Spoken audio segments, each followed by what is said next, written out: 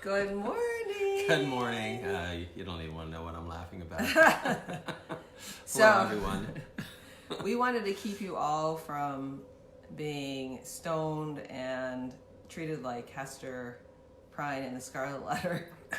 Heaven forbid you should sneeze. Sneeze in Wegmans right now. Oh boy, geez. Because Or clear your throat or cough or any, Because of seasonal allergies.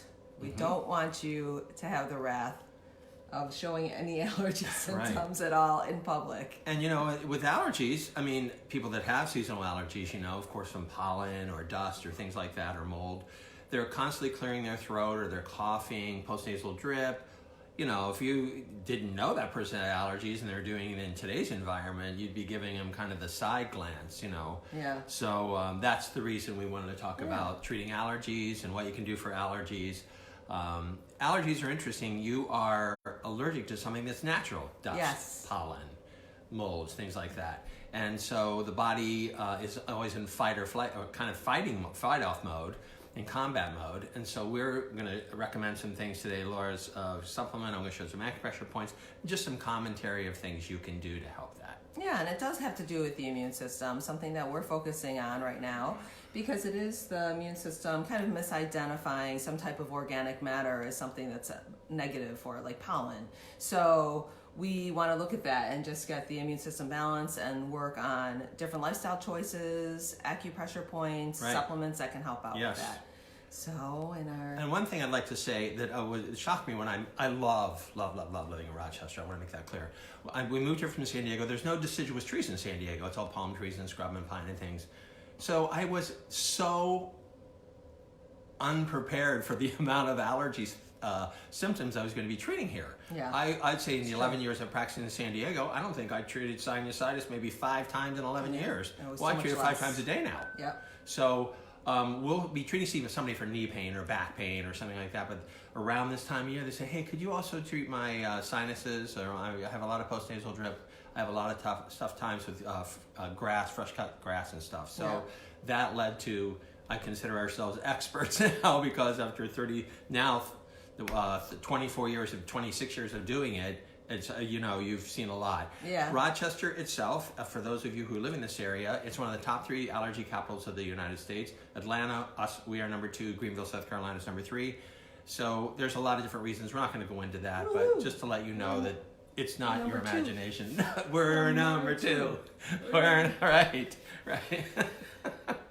So I think that some of the reasons that Rick was mentioning, that some people just have to start working on their sinuses or allergies this time of year. We also have people that just come in this time of year for their allergies. In fact, we are starting to treat them already in March before pause. Yes. And that was the big joke. Our patients would come in and say, you've got to do something. I'm coughing in public and people are looking at me. Oh, yeah, you wouldn't believe. They were really worried, seriously. Mask, all kidding aside. Yeah. So some reasons people choose to come to see us instead of going the Western route is because oftentimes they'll have tried medication and either was ineffective or they didn't like the side effects, which usually is like drowsiness, or for me, because I used to have seasonal allergies, occasionally I will feel them now and then, but the acupuncture herbs have really kind of eliminated them. She virtually never has symptoms anymore. Yeah. When I first met Laura, she didn't have terrible symptoms, but she had just seasonal stuff. So, and coming from a Western medical family, of course, there was medication involved. And what would happen for me, because I wear contacts, I would get completely dried out from it. Right. And that was so irritating. So it would help out with my allergies, but everything else, I was so thirsty all day. My contacts were like sticking to my eyes. It was not pretty.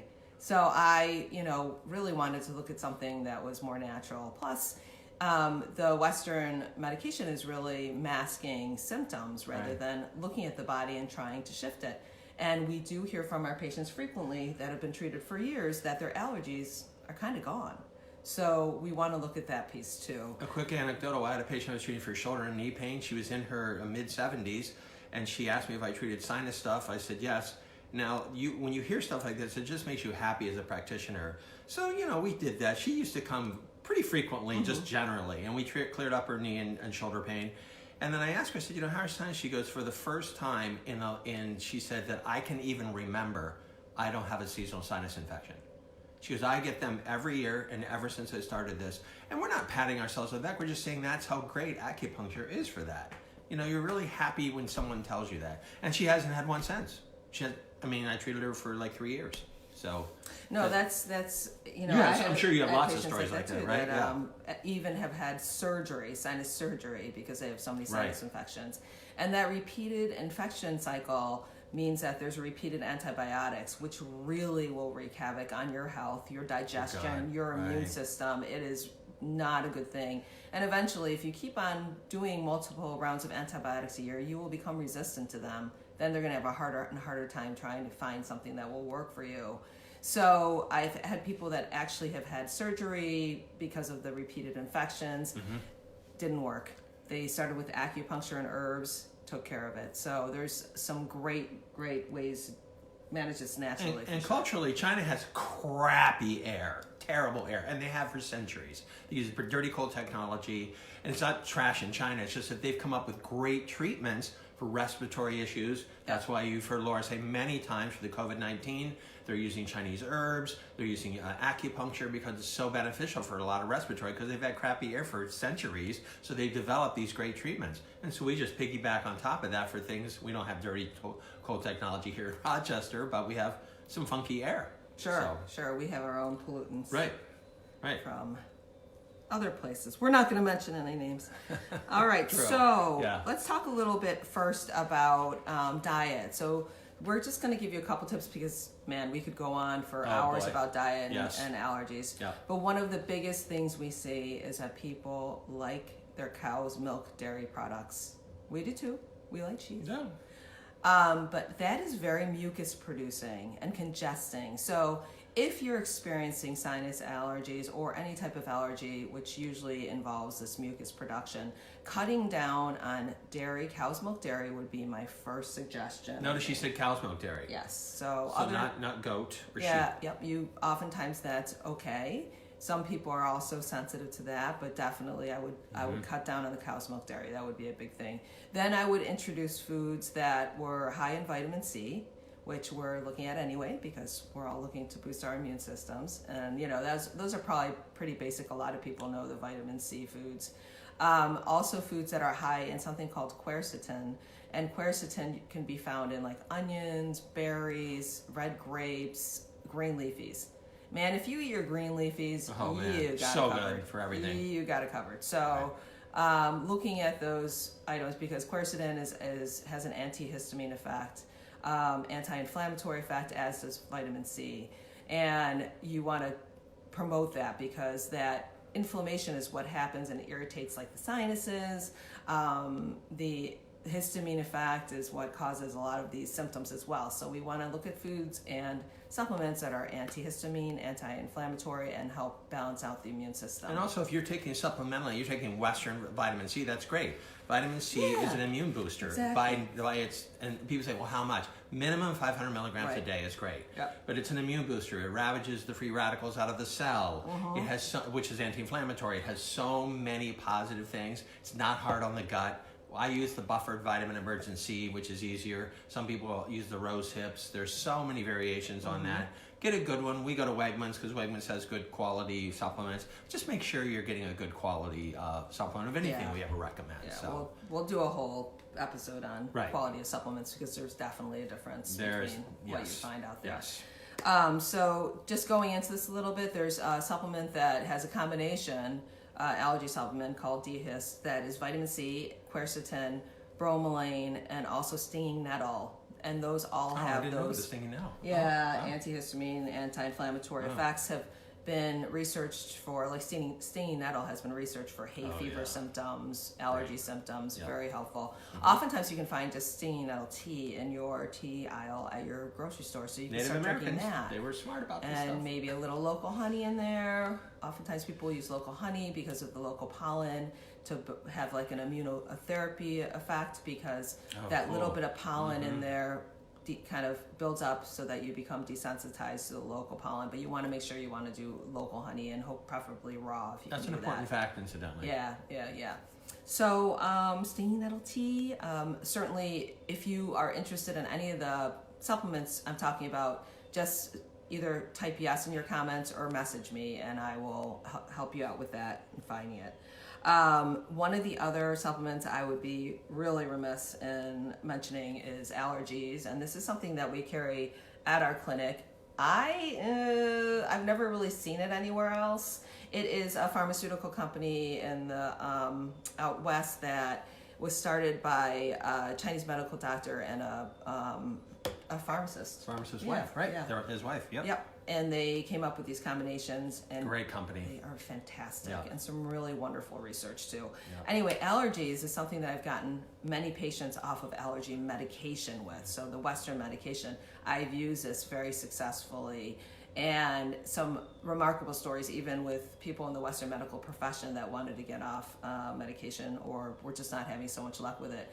And I've used that very successfully. And you have to remember, people come to us and they want off of those medications. We're not here to trash Western pharmacology. We've seen positives, we've seen a lot of negatives. So most of the people say, I want off this stuff. Like Laura was telling this story about herself earlier with the dryness and everything and just feeling not great and drowsy. They want to get off of that. That's light compared to some of the, oftentimes when people have serious allergies, they're on medication that's full of steroids. And that steroids can have some serious negative effects. So steroids are very, very effective for taking inflammation down. So you're going to feel some immediate relief. But if you stay on them, they are actually immune suppressants. So you're kind of in this negative cycle with it. Right. And there's the oral steroids that people are taking for allergies, but there's also things like Flonase, the nasal sprays that are steroidal. You're shooting that up and you're using that and you're creating the cycle where you become dependent on it. The steroids are immunosuppressant. They're bad for your bones. They're terrible for your skin. They are just, if you use them in the long run, you're going to think you're watching one of those commercials about Western medicine where they really may cause death and blindness. I mean, the options are amazing, the side effects. So that was not about steroids themselves, but you know the commercials I'm talking about. They're horrible. All right, so just this one homeopathic nasal spray.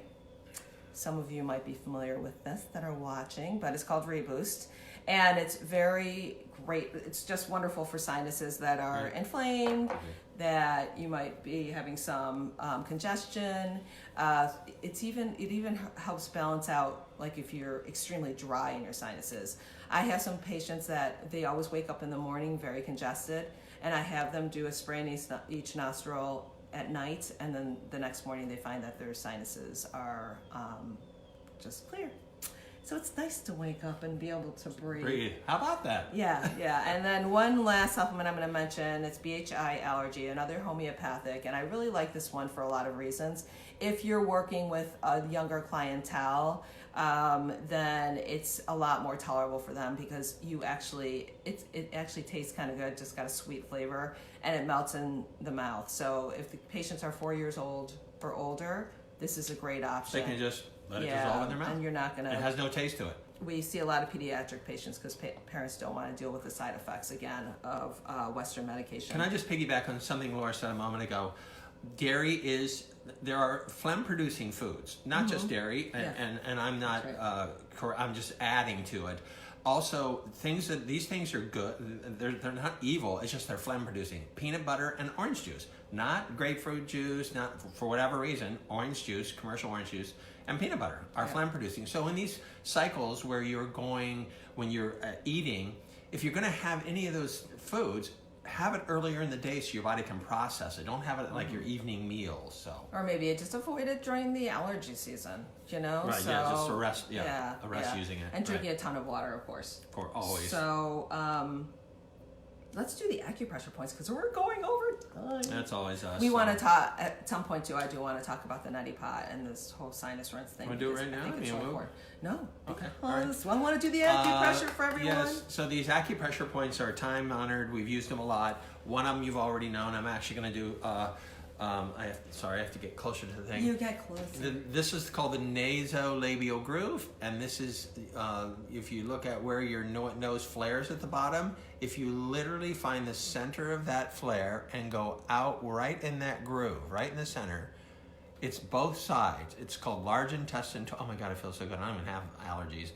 You press it and do you find on each side. It's the same place on each side.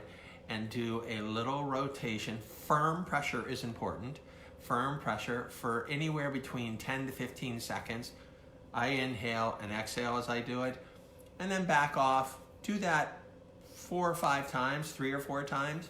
That's a great point for sinus congestion. You've already heard us talk about yin tong, which is right in the middle of the forehead here, right between the eyebrows. If you follow your nose up, there's that little kind of almost flat place there, and it's really sensitive. Like when I just did it, my whole head went like, it almost felt like someone tickled me. It's just such a great feeling. Again, same thing. See? So again, just a little bit of rotation. Inhale, exhale with a little bit of rotation right there. And lastly, large intestine 4. One of the main immune boosting points, you've heard us talk about it before. So you just do it like this. It's between your thumb and forefinger, and it's the high point. When you put your thumb next to your forefinger, see that little high point right there? Oh, mountain. You just find that little mountain right here, and just open your hand up and you press it. So I'm pressing right here, right? So it's called adjoining valleys or tiger's mouth, because the Chinese are like it's tiger's mouth. So thumb goes close to the forefinger, the little high point. Again, inhale, exhale. It helps open the sinuses, because remember, the large intestine 20 is the last point of the large intestine meridian, and this is the 4th point. So there's a relationship here. So here, yin tong, large intestine 20, I do it with both, or you can just do your index fingers. I feel you get more that way. And then this, again, also a large intestine 4 that I just mentioned, is on both sides of the body as well. It's bilateral. And these points, hi Donna, are, we have used these so much on ourselves, on our kids, of course on our patients. So yeah, large intestine 4 is great for any head symptom. Right. But don't be massaging your face points in public, or you will get in trouble. No touching your face. Yeah, you're not supposed. That's right. You're not supposed to touch your. Oh, gee whiz, my gosh. You can do it at home, in the privacy of your own home. Yes. All right. I think that's it. Good. So we went just 11 minutes yesterday. We went 17 today. Sorry guys, but we just want to. Okay. We're very passionate about this. So have a Have great fun day. in the sun. See you later. Bye. Bye.